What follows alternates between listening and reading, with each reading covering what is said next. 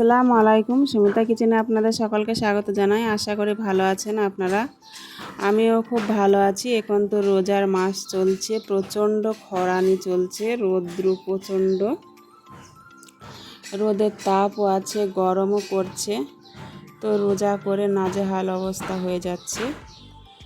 প্রতি বছরে রোজা 2-4টে হওয়ার পরে বৃষ্টি আসে, তো এবার কোনো বৃষ্টির দেখাই নেই। তো যাই হোক, গরমের সময় তো লেবু শরবত তো থেকেই থাকে রোজ।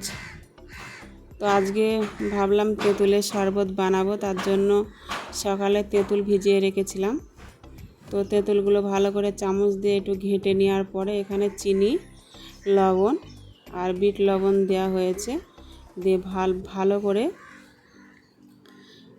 মেখে নেবে। চিনিটা গলিয়ে নিতে হবে। তো আজকে আমি ক্যামেরা ধরে আছি আর আমার মেয়ে বানাচ্ছে। তো ভালো করে হাতের সাহায্যে মেখে নিতে হবে। তো মেখে নিয়ে একে একে আটিগুলো ফেলে দিতে হবে। তো এখানে আটিগুলো ফেলে দিচ্ছে। তো তেঁতুলের শরবত খাওয়া খুবই ভালো, তো বেশি টক খাওয়া ভালো না।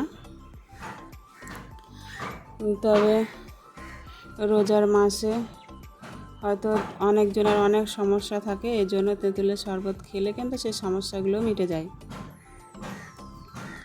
তো এখানে জল দিয়ে দেব পরিমাণ মতো। তো এখানে আমি 2 গ্লাস শরবত রেডি করব। তো জল দেওয়া হয়ে গেছে, এবার 1 টুকরো লেবুর রস দিয়ে দেব। তো এবার ছেঁকে নেব। তো বাটিতে করে ঢালতে গিয়ে পড়ে যাচ্ছিলো, ওই জন্য গ্লাসে আলাদা করে ঢেলে নিয়ে তারপরে একে একে ছেঁকে নিতে হবে।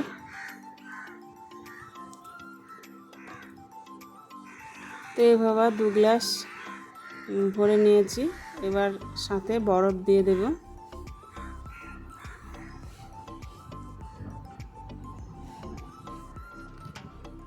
তো একটু ঠান্ডা হলে খেতে ভালো লাগবে।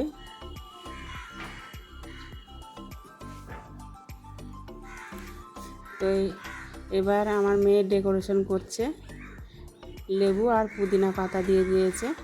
কত সুন্দর লাগছে দেখুন, সত্যি খুব সুন্দর লাগছে দেখতে। খেতেও কিন্তু খুবই ভালো লাগে তেঁতুলের এই শরবতটা, কত সুন্দর লাগছে দেখুন। তো আপনারা চাইলেও এই গরমে বানিয়ে খেতে পারেন।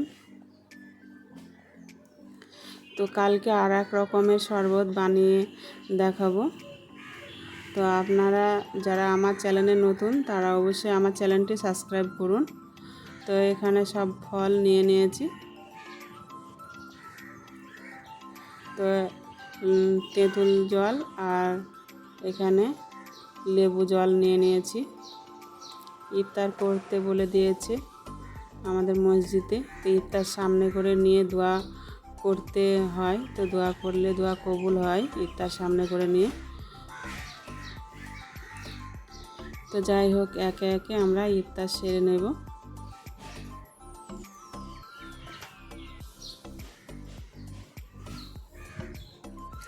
ওদিকে আমার শাশুড়ি মা করছে, এদিকে আমার মেয়ে আছে, আর এদিকে আমি ইফতার করছি। তো আজকে আমার শ্বশুর মশাই এখানে ইফতার করছে না, আমাদের মসজিদে ইফতার দিচ্ছে, তাই সেখানে ইফতার করতে গিয়েছে। তো একে একে ইফতার সেরে নিয়েছি।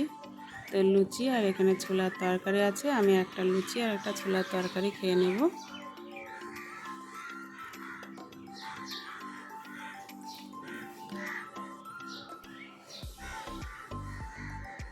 তো এই গরমে খাওয়ার চাহিদার থেকে এখানে জল খাওয়ার চাহিদাটা বেশি।